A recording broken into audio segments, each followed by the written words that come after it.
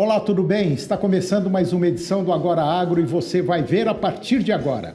Agroindústrias voltam a apresentar forte recuperação após o lockdown do coronavírus. Vamos falar sobre o curso Reimagine, construindo cidades criativas e regenerativas. Vamos falar também sobre os preços da arroba do boi gordo que apresentaram quedas nas principais regiões de produção e comercialização do país. E vamos falar da expansão agrícola versus preservação ambiental aqui no Brasil, depois das eleições americanas. O Agora Agro já está no ar.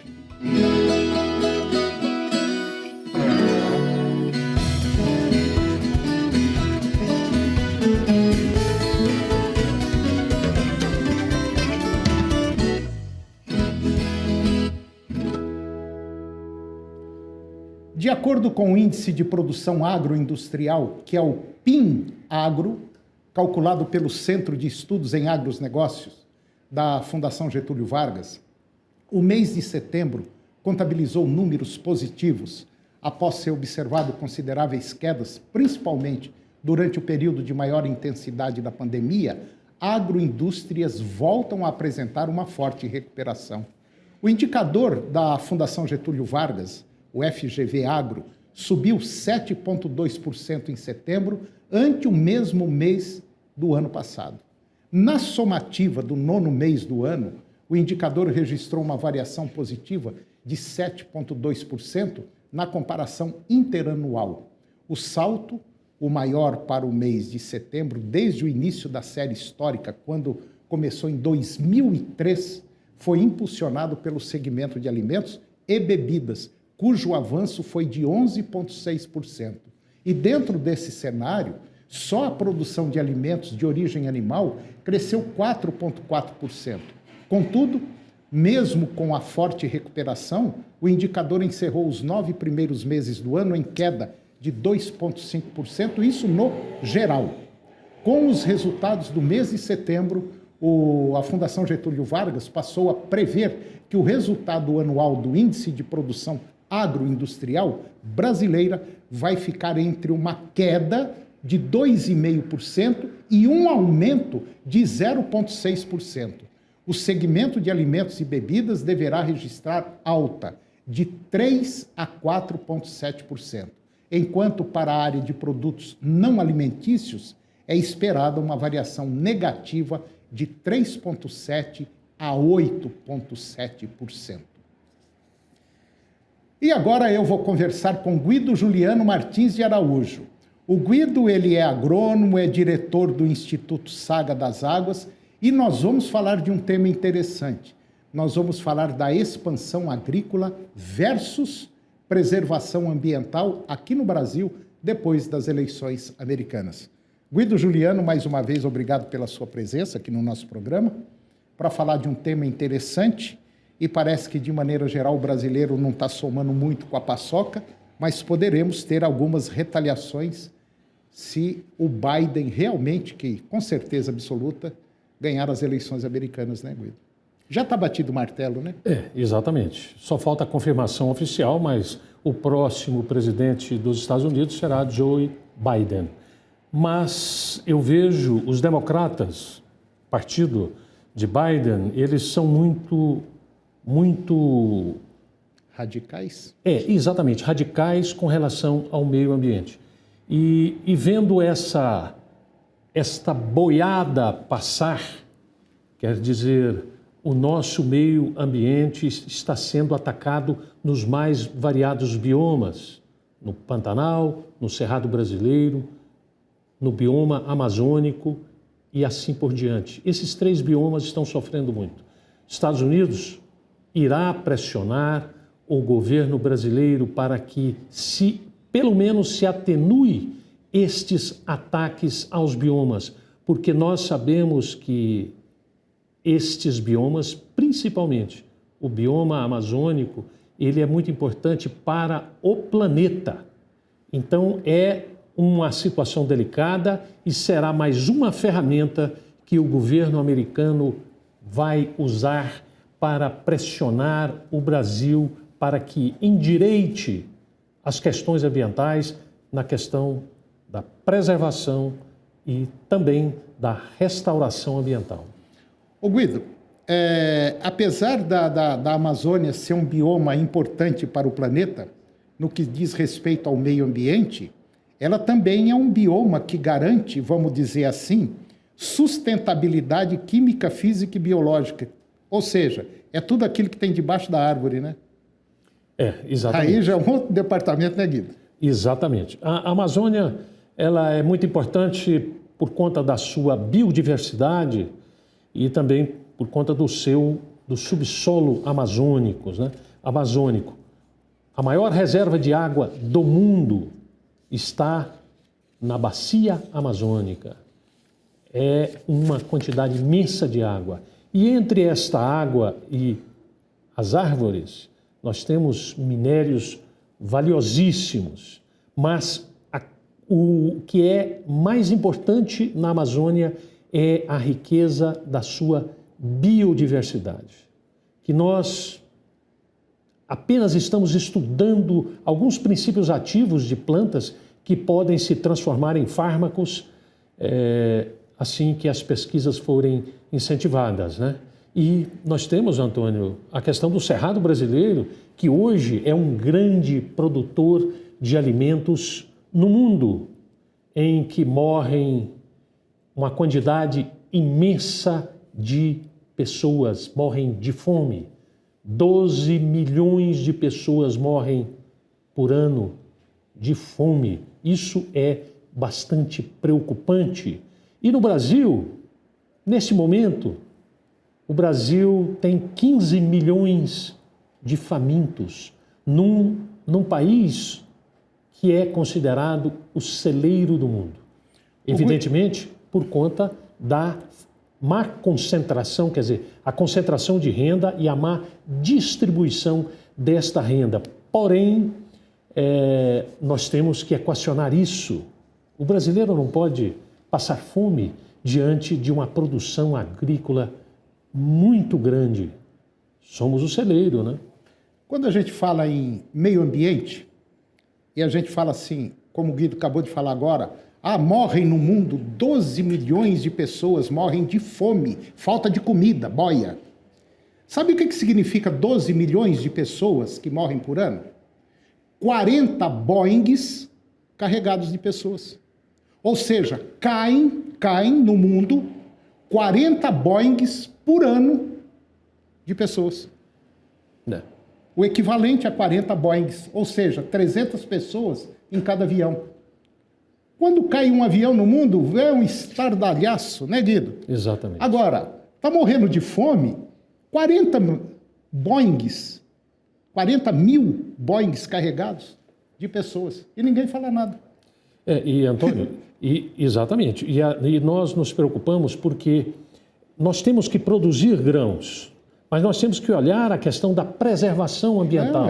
Mas os técnicos terão que exatamente observar isso, estar com um olho na preservação de nossos biomas e o outro olhar com a produtividade e a produção agrícola. Nós teremos as expectativas que esta safra agora, que já se iniciou, nós teremos a maior safra de todos os tempos.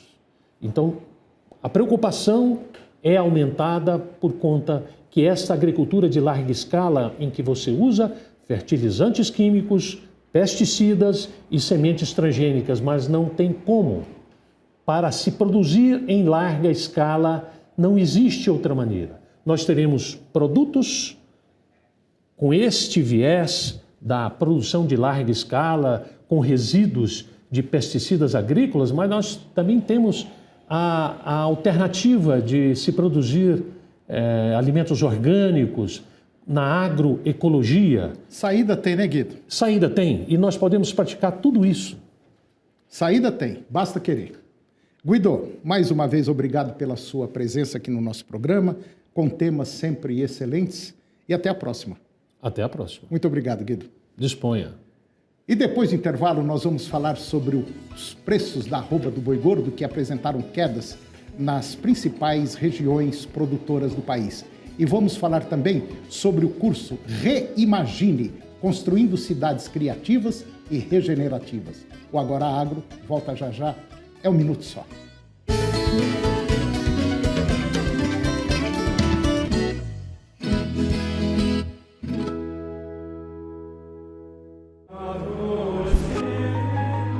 E tudo que pedirem com fé na oração, vós o recebereis. Pai nosso que estais nos céus, santificado seja o vosso nome, venha a nós o vosso reino. Ave Maria, cheia de graça, o Senhor é convosco. Creio em Deus Pai Todo-Poderoso, Criador do céu e da terra, e em Jesus Cristo, seu único Filho, nosso Senhor, que foi concebido pelo poder do Espírito Santo, nasceu da Virgem Maria. Creia no poder da oração. Creia no poder do Divino Pai Eterno.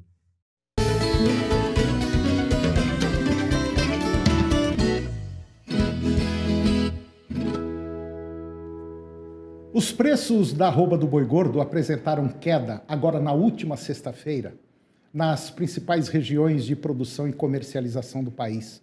E segundo a consultoria Safras e Mercado, o ritmo de negócios caiu substancialmente.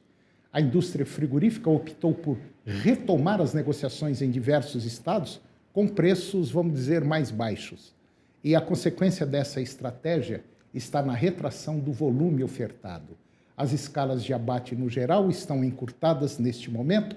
Em média, elas estão posicionadas para daqui 3 a 4 dias úteis. O impasse entre pecuaristas e frigoríficos deve predominar agora no decorrer da semana, avaliando toda a mudança de comportamento evidenciada nos últimos dias. Ambos, produtor e indústria, agirão de maneira cautelosa. Algumas unidades seguem indicando a possibilidade de ofertar férias coletivas. A intenção ainda é reduzir a capacidade de abate em escala nacional. Pelo menos é o que aponta o mercado.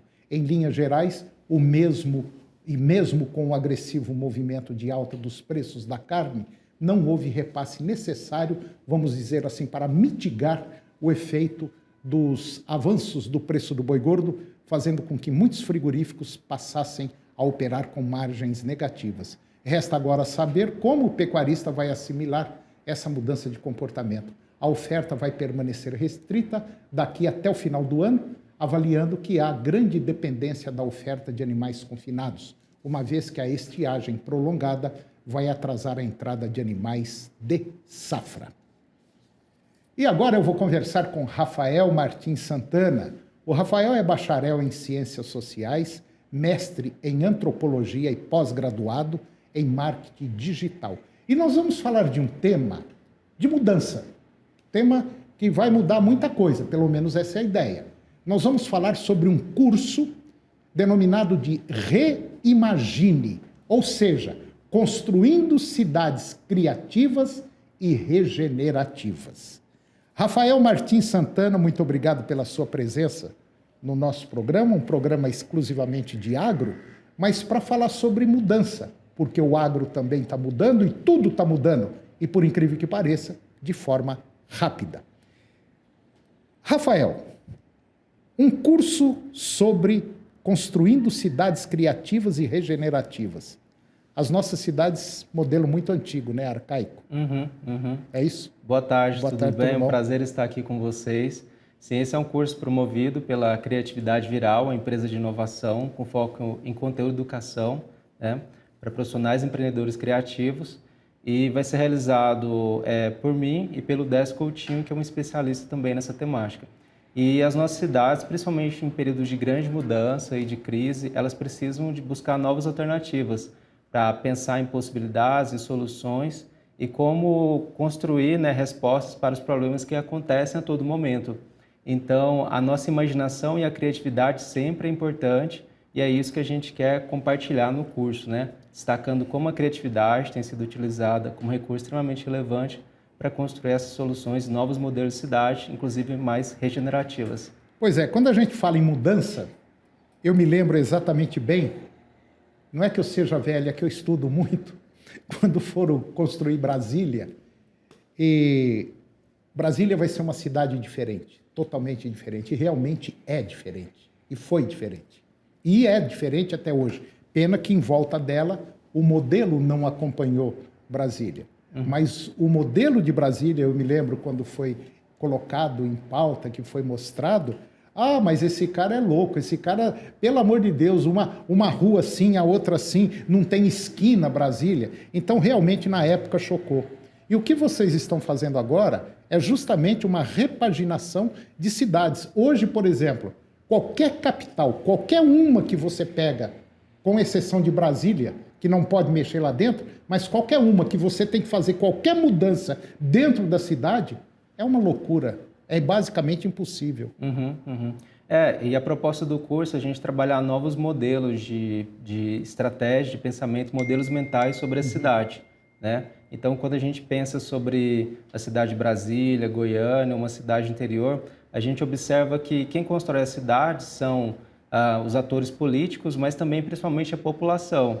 Então, a cidade ela pode ser construída pelas pessoas de diversas formas.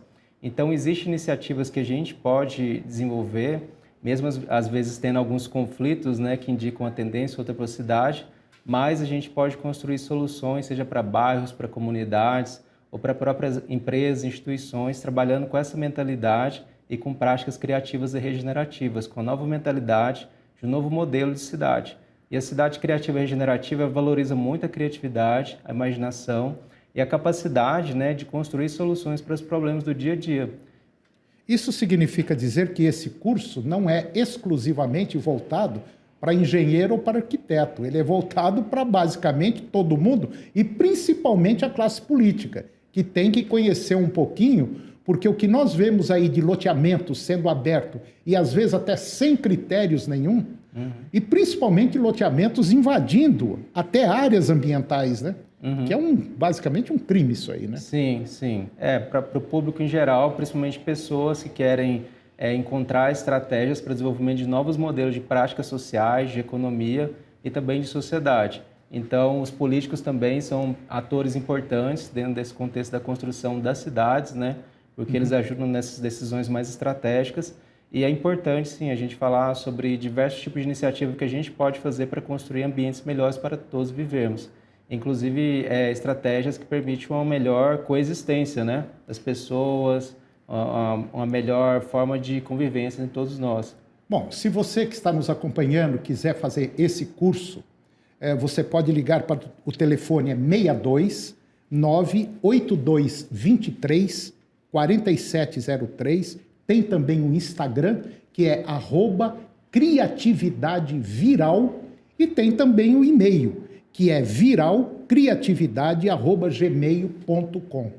Eu, francamente, quando me falaram assim, Antônio, vem um especialista aí, ele vem falar sobre cidade, eu falei, meu Deus do céu, mas cidade no agronegócio? Realmente, hoje, se você visitar uma cidade aqui no estado de Goiás, chamada Chapadão do Céu, que é uma área estritamente agropecuária, as ruas dessa cidade foram projetadas para passar colheitadeiras e carretas, tratores. Quer dizer, já criaram uma cidade com ruas altamente largas para não ter problema. Por quê? Porque a cidade ela é cercada, vamos dizer, de lavoura, soja, milho, algodão, trigo, uma série de lavouras em volta dessa cidade, e o trânsito de máquinas ali é muito grande. Então, essa cidade ela foi projetada. Agora, nós temos cidade que tem que construir estrada para dar a volta para chegar, às vezes, a 2 quilômetros ali na frente. Então, o objetivo seu, francamente, é um negócio muito interessante, está precisando, e você que está nos acompanhando, eu acharia legal, se você tem interesse em ter uma visão mais aberta, de participar desse evento que o Rafael e o seu sócio estão realizando, né? Décio Coutinho, isso. Deixa o convite aqui para todo mundo participar do curso, ele é para diversos tipos de público, como a gente falou, e hoje o campo e a cidade, eles estão totalmente interligados. Tem que falar a mesma língua. Então, quando a gente fala sobre cultura regenerativa, a gente está pensando na perspectiva sistêmica. É verdade. Né? Então, o campo e a cidade estão conectados e o campo também, ele tem buscado alternativas para pensar soluções criativas para o seu tipo de contexto e situação. Verdade. Tanto que a gente tem hoje aqui em Goiás um polo também de inovação, a Hub Conexa, né? Que desenvolve iniciativas de inovação para projetos, iniciativas para o público do campo, né? Isso é muito bom. Que também é uma empresa de inovação semelhante à criatividade viral. Claro. Bom, eu conversei com Rafael Martins Santana e nós falamos sobre um curso Reimagine, construindo cidades criativas e regenerativas. Rafael, muito obrigado pela sua presença aqui no nosso programa, foi muito bom, muito legal, um tema interessante, e o nosso programa chegou ao fim. E eu termino com a seguinte frase: não está ocioso apenas aquele que não faz nada, mas também aquele que poderia fazer algo melhor. Um grande abraço, muito obrigado pela sua companhia, que Deus os abençoe e até o próximo programa.